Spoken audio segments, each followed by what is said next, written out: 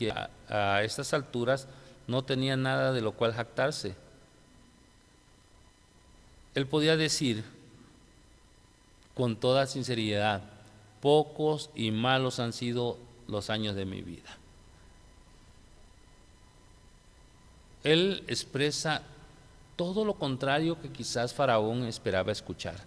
Él esperaba que la familia de José, a quien lo tenía en gran estima, que su padre principalmente, fuera un hombre tan importante, tan brillante, casi un príncipe, por todo lo que había podido apreciar en José, como su sabiduría y su inteligencia, sus capacidades. Esto para el faraón le quedaba claro que lo había aprendido en alguna parte, que lo había aprendido de su padre. Sin embargo, aquí podemos ver que aquel Jacob, que había engañado a su propio padre cuando ya era un anciano, lo vemos ahora al reconocer ante el soberano que no estuvo a la altura de sus padres. Es decir, él reconoce que no ha sido el hombre más perfecto, más listo, más inteligente. Si este no es un hombre transformado, entonces yo no sé quién podría serlo. Estaba reconociendo a Dios en todos los méritos de su vida. Está poniendo a Dios como el que hace posible que las cosas sucedan, y entonces él mismo no está jactándose o sintiéndose orgulloso de algún logro de todo lo que tiene. Solo era un pecador que había sido salvado por la gracia de Dios, y que con esa actitud de humildad dice al faraón lo imprescindible, y después de bendecirle se retiró como si así lo hubiese planeado. Él se retira sin decir más, solo dice lo más necesario, no habla demasiado. Y creo que podemos aprender de este versículo o de estos versículos, de esta actitud de Jacob, que cuando Dios ha tomado nuestro corazón debemos hablar lo menos posible, sobre todo ante personajes que no conocen mucho de nosotros, porque lo más importante es que ellos entiendan que el que gobierna nuestras vidas y el que dirige nuestros destinos es Dios. Y esto nos dará, sin lugar a dudas, algún reconocimiento importante delante de ellos, y la gracia de Dios caerá sobre nosotros a través de ellos. Versículos 11 al 13 dice: así pues José estableció allí a su padre y a sus hermanos, y les dio posesión en la tierra de Egipto, en lo mejor de la tierra, en la tierra de Ramsés, como Faraón había mandado, y proveyó José de alimentos a su padre, a sus hermanos y a toda la casa de su padre, según el número de sus hijos. No había alimento en toda la tierra, de modo que el hambre era muy severa, y la tierra de Egipto y la tierra de Canaán languidecían a causa del hambre. La tierra de Ramsés es una referencia a la tierra de Gosén. Ya hemos dicho con anterioridad que se continuaba mencionando la tierra de Canaán y al país de Egipto, por ser el ámbito geográfico de esta historia. Si Jacob y sus familias hubiesen permanecido en Canaán, habrían perecido seguramente de hambre. El grano familiar hubiera permanecido en Canaán, ¿sí? Ya que su familia hubiese estado ahí, y si ellos hubieran permanecido, entonces el grano había sido almacenado en Egipto y ellos no hubieran podido tener fácil acceso a ello, habían tenido que estar viajando constantemente. Y recordemos que la tierra ya no producía más. Evidentemente, el hambre se había extendido por toda África, porque, mis hermanos, el río Nilo no se desbordó, y esas aguas eran un factor necesario para la producción de la cosecha, porque no había habido lluvias, y entonces ahora podemos saber una de las causas por las cuales no había habido suficiente grano. El versículo 14 nos dice que José recogió todo el dinero que había en la tierra de Egipto y en la tierra de Canaán a cambio del grano que le compraban, y José trajo el dinero a la casa de Faraón. Es aquí donde llegamos a un punto en el cual José ha sido criticado. Muchos se ha dicho que él se aprovechó de la pobreza para comprar la tierra. En otras palabras, podemos decir que registró las hipotecas y de esta manera adquirió la tierra. Yo sí pienso que de alguna manera la crítica es un poco injusta, porque recuerde usted que José era el administrador de Faraón, por lo tanto, nada de lo que se estaba acumulando era para sí mismo. Tampoco estaba realizando ningún esfuerzo para enriquecerse de manera personal, como tal vez hoy podríamos pensar, que era ambicioso o era un corrupto. No. José no obtuvo ganancias personales de aquel periodo de escasez. Esto es así porque nos demuestra aquí, más que nada, que es un hombre honesto, un administrador hábil de Faraón. Lo que hizo José fue comprar la tierra para el Faraón, y de esta manera hace posible que el pueblo viva abasteciéndose de comida según su necesidad.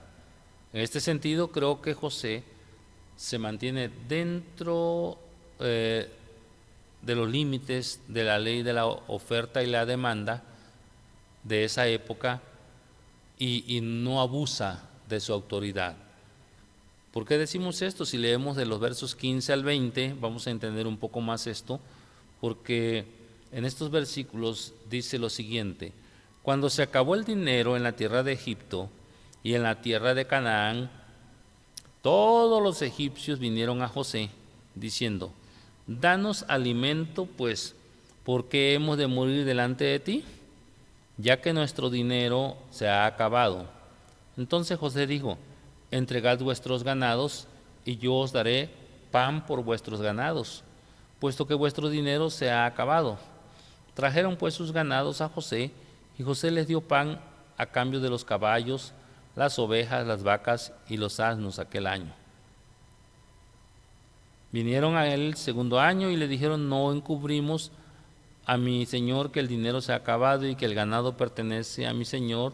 No queda nada para mi señor, excepto nuestros cuerpos y nuestras tierras, porque hemos de morir delante de tus ojos, tanto nosotros como nuestras tierras. Cómpranos a nosotros y a nuestras tierras a cambio de pan, y nosotros y nuestras tierras seremos siervos de Faraón. Danos pues semilla para que vivamos y no muramos, y no quede la tierra desolada. Así compró José toda la tierra de Egipto para Faraón, pues los egipcios vendieron cada uno su campo, porque el hambre era severa sobre ellos y la tierra vino a ser de Faraón. No nos debe quedar dudas de que aquel periodo en que estaban viviendo estas pobres personas de hambre y escasez era muy, muy fuerte y fue especialmente severo. Y la gravedad era tan extrema que podemos llegar a leer inclusive en el verso 21, dice: en cuanto a la gente, la hizo pasar a las ciudades desde un extremo de la frontera de Egipto hasta el otro. Es decir, José ordena una gran inmigración hacia las zonas urbanas para que la gente estuviese cerca de los centros de suministro, ya que era allí, en la ciudad, donde se guardaban los alimentos. Usted recordará que en los años de abundancia, previsoramente José había hecho almacenar el grano en todas las ciudades de Egipto, y es allí donde él necesitaba que las personas estuvieran para evitar esfuerzos, para evitar algunos gastos inclusive, y era como una estrategia administrativa que él está siguiendo. Y primero ofrecen, empeñan, por decirlo de alguna manera, sus tierras, luego las venden y se ofrecen ellos como esclavos inclusive. Y José solamente trata de ir ayudando a las personas para que no mueran, porque ¿de qué serviría tener tantas posesiones como ganados, tierras, si no tenían alimento? Entonces, si no hay alimento, si hay hambre, si hay escasez, sobre todo en aquella época, pues era difícil mantenerse con vida y era difícil, pero dificilísimo poder permanecer de pie ante la circunstancia de vida que estaba viviendo el pueblo. Ahora llegamos a los versos 22 al 26, que dice, es como una nota aclaratoria, una tónica ahí que marca la diferencia muy importante para la época de aquellos tiempos en la vida de José, de todos los egipcios. Dice la palabra: solamente la tierra de los sacerdotes no compró, pues los sacerdotes tenían ración de parte de Faraón y vivían de la ración de Faraón, de la ración que Faraón les daba. Por tanto no vendieron sus tierras. Y José dijo al pueblo: he aquí, hoy os he comprado a vosotros y a vuestras tierras para Faraón. Ahora, aquí hay semilla para vosotros, id y sembrad la tierra. Al tiempo de la cosecha daréis la quinta parte a Faraón, y 4 partes serán vuestras para sembrar la tierra y para vuestro mantenimiento, para los de vuestras casas y para alimento de vuestros pequeños. Y ellos dijeron: nos ha salvado la vida. Hallemos gracia ante los ojos de Faraón, mi señor, y seremos siervos de Faraón. Entonces José puso una ley respecto a la tierra de Egipto en vigor hasta hoy, que Faraón debía recibir el quinto, solo la tierra de los sacerdotes no llegó a ser de Faraón. Es interesante porque, por ejemplo, de 100 kilos de trigo, de 100 kilos de cebada, de 100 trigos de lo que de 100 kilos de lo que cosecharan, 20 le pertenecían a Faraón y 80 se le quedaban a ellos. Entonces eso es muy interesante y podemos ver a un José bastante justo, inclusive que está permitiendo que el reinado de Faraón sea justo al grado tal que las personas que estaban en desventaja, que ya no eran dueños de la tierra, pero las tierras se les seguía dando para que las sembraran como si fueran de ellos, y que su esfuerzo y trabajo pudiese seguir siendo aprovechado en beneficio de Faraón. Era como un impuesto que tenían que pagar, y hoy día podemos ver que en esos tiempos sería un 20%, y déjeme decirle que en aquel entonces no solo se le pedía el 20%, sino se le daba las herramientas, se le daba la tierra, se le daba la semilla para que hicieran el trabajo y pudiesen obtener de lo que cosecharan. No se le ponía cuota, no se les ponía tarifa, y eso es bastante justo. Yo creo que si los gobiernos aprendiesen de esto y los seres humanos aprendiéramos también de esto, otra cosa seríamos países económicamente poderosos, socialmente contentos, beneficiados, tendríamos muchas cosas para nosotros. Sin embargo, hoy los gobiernos quieren sacar beneficio de donde no invierten nada. Por ejemplo, el esfuerzo muchas veces de la gente, sus inversiones, sus recursos, todo esto que hacen.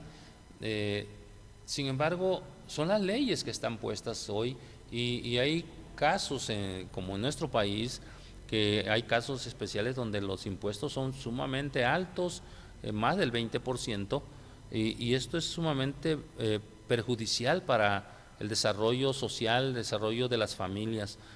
José sabía que el periodo de hambre y escasez terminaría sin lugar a dudas, y por eso se atreve a hacer aquello. El año siguiente, el que se aproximaba, tenían que ponerse a trabajar. Por ello es que él aconseja que sembraran el grano y que se pusieran a hacer cosas de beneficio para el pueblo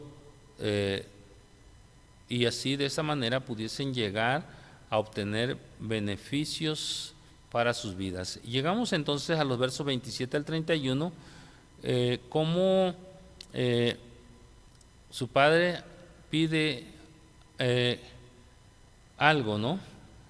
Dice la palabra, José promete de alguna manera a Jacob que le enterrará en Canaán ante su petición, verso 27 al 31, dice, e Israel habitó en la tierra de Egipto, en Gosén, y adquirió allí propiedades, mire usted, y adquirió allí propiedades, y fueron fecundos, y se multiplicaron en gran manera.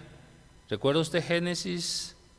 Desde la creación, Dios había dicho al hombre que se fructificara y se multiplicara, pero ha pasado muchos años. El miércoles pasado habíamos dicho la poca gente que ha llegado aquí a Egipto es un número sumamente reducido y han pasado muchos años. Sin embargo, Jacob vive en la tierra de Egipto 17 años, y así que los días de Jacob, los años de su vida fueron 147 años, cuando a Israel se le acercó al tiempo de morir. Entonces llamó a su hijo José y le dijo, si he hallado gracia ante tus ojos, por favor, pon ahora tu mano debajo de mi muslo y trátame con misericordia y fidelidad. Por favor, no me sepultes en Egipto. Cuando duerma con mis padres, me llevarás de Egipto y me sepultarás en el sepulcro de ellos. Y José respondió, haré según tu palabra. Y Jacob dijo, júramelo. Y se lo juró. Entonces Israel se inclinó en adoración en la cabecera de la cama.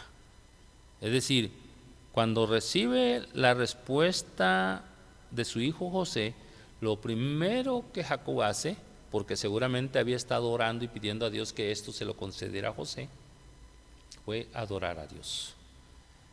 Mis hermanos, José no tenía, la obligación de llevar a su padre hasta donde él quería.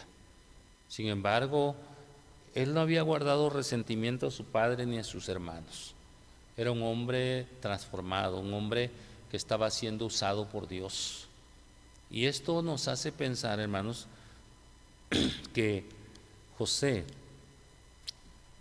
era una persona conforme al corazón de Dios. Creo que hubo varios factores que influyeron para que Jacob le pidiese a José que al morir lo enterrara en Canaán. No se olvide usted, ni debemos olvidar que tenía ya 147 años y le preocupaba la posibilidad de morir en Egipto. Por otra parte, el éxito que había tenido José al adquirir toda la tierra para el faraón le hacía creer que la familia o su familia podía llegar a sentirse tan cómoda en Egipto que nunca querría regresar a Canaán. Porque si te está yendo bien, ¿para qué sales de donde te está yendo bien? O sea, sin embargo, muchas veces Dios obra de una manera sorprendentes que nos hace salir de nuestra zona de confort. Recuerde que la propia edad que ahora tenía Israel le indicaba que moriría dentro de muy poco tiempo. Él estaba consciente de ello. Y usted y yo tenemos que considerar entonces ese pedido como una evidencia de la fe de Jacob en aquel pacto que Dios había establecido con sus padres. Por favor, tome nota de este factor. Tomemos notas todos de este factor, porque con frecuencia se va a sugerir que en nuestro recorrido por la Biblia, en todos y cada uno de los capítulos que vayamos estudiando de la Biblia, la esperanza del Antiguo Testamento es en realidad una esperanza terrenal. Recuerde usted que Abraham creyó que él sería resucitado de los muertos en aquella tierra, y es sumamente interesante que Ahora, así como Abraham, también Jacob quisiera ser enterrado en aquella tierra, ¿sí? Isaac había creído lo mismo y ahora Jacob estaba expresando la misma fe. Podremos nosotros ver que la esperanza expresada entonces en el Antiguo Testamento no era la misma que sugería o que sugiere el Nuevo Testamento en nuestros tiempos. Pues la esperanza que animaba a aquellos patriarcas, a esas personas del Antiguo Testamento, estaba basada en las promesas de Dios mismo referentes a una numerosa descendencia y a una tierra prometida. Fue esa esperanza en la que se centró básicamente la venida del Mesías, en la esperanza precisamente que el Mesías retomaría el reinado de el rey David en donde se había quedado. Ahora, esa era la expectativa del pueblo, por eso vemos que en el Nuevo Testamento Jesús dijo que su reino no era de este mundo. Muchos creían, de alguna manera, que Jesús habría de venir como el Mesías a liberar a Israel y establecer su reino sobre las naciones. Es por ello que Jacob no quería ser sepultado en Egipto. Si Jacob hubiese tenido fe o esperanza, si él no hubiera tenido fe o esperanza en lo que Dios había prometido, ¿por qué le importaba tanto el lugar donde le fuera sepultado? Era una cuestión no de tradición, sino una tradición de fe y esperanza en lo terrenal. Y mis amados hermanos, hoy día muchos todavía tenemos ese arraigo, ¿sí? Esa codependencia inclusive en algunos casos, que decimos, si me muero, me llevas a mi tierra, por favor, no me vayas a dejar acá. Y ahí están los pobres hijos, ahí están los familiares, hasta endeudándose para poder hacer esto. Cuando se puede, qué bueno, ¿verdad? Pero muchas veces no es posible. Hoy día que existe la cremación se facilita mucho porque lo meten en un recipiente, ya las cenizas del familiar, del amado fallecido, y hasta en un avión se pueden ir, ¿verdad? En un coche y no hay ningún problema, pero en aquellos tiempos la cosa era diferente. Ahora, ¿y por qué resalto esto? Porque la esperanza que caracteriza el Nuevo Testamento y que constituye una certeza para todos y cada uno de nosotros, los creyentes en Cristo, se fundamenta básicamente en el retorno de Cristo, el cual reunirá a los creyentes con él en un lugar que la Biblia llama la Nueva Jerusalén o la ciudad celestial. No nos dice dónde estará este lugar, pues la Biblia dice que un día la iglesia, formada por todos los que hemos creído en Cristo, óigame bien, de todas las denominaciones, de todos los credos que hayamos creído en Cristo, los que hayamos tenido pleno y sincero arrepentimiento y por fe vivido una vida de comunión y de consagración a Dios, los que vivamos en ese momento y aquellos que ya estemos muertos, dice, los cuales en aquel momento resucitarán, seremos arrebatados, dice, seremos tomados para ser llevados a nuestra nueva morada.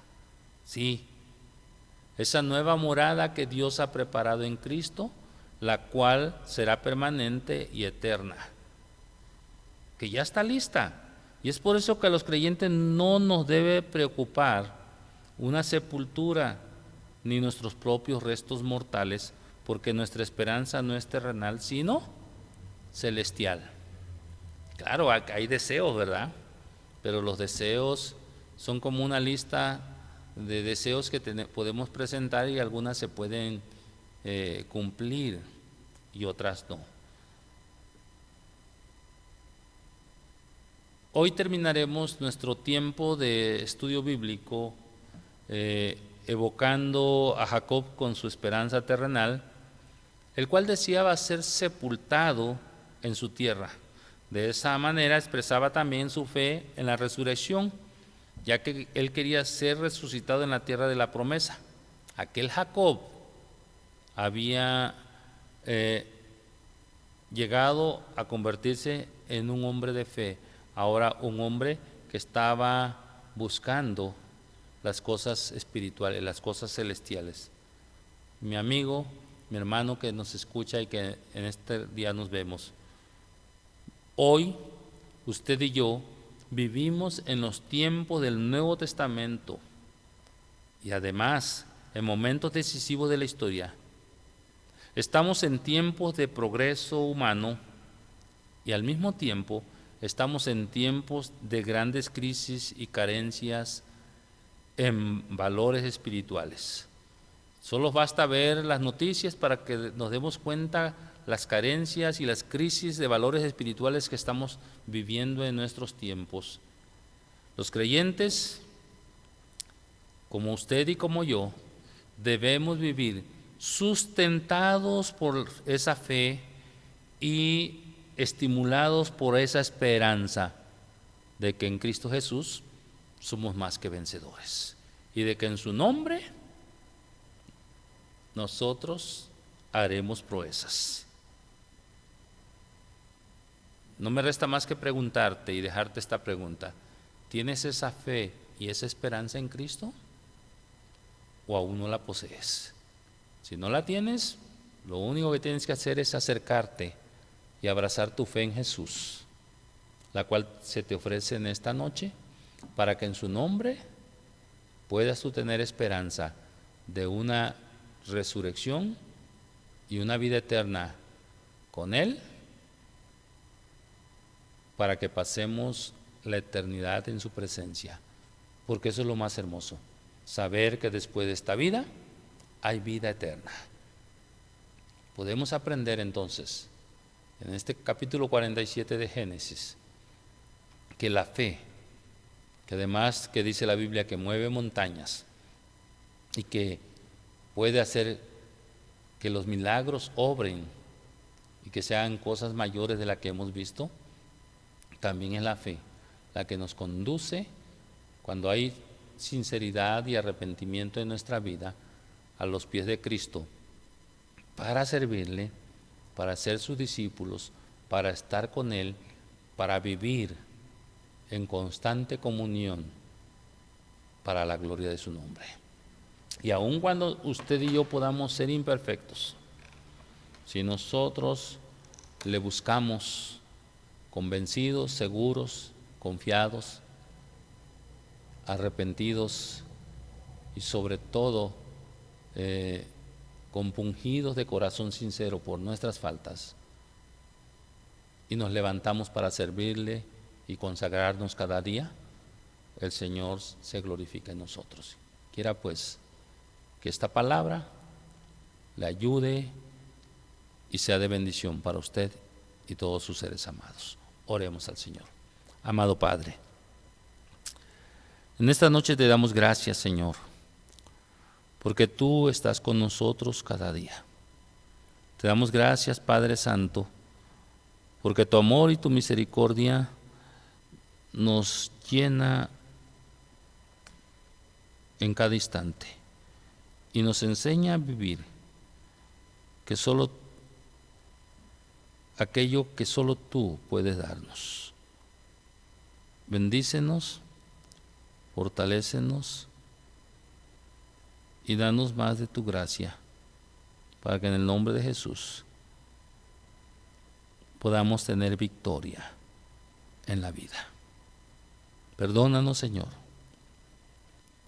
Perdónanos y permítenos que aun cuando seamos exitosos terrenalmente hablando, con todas las posibilidades económicas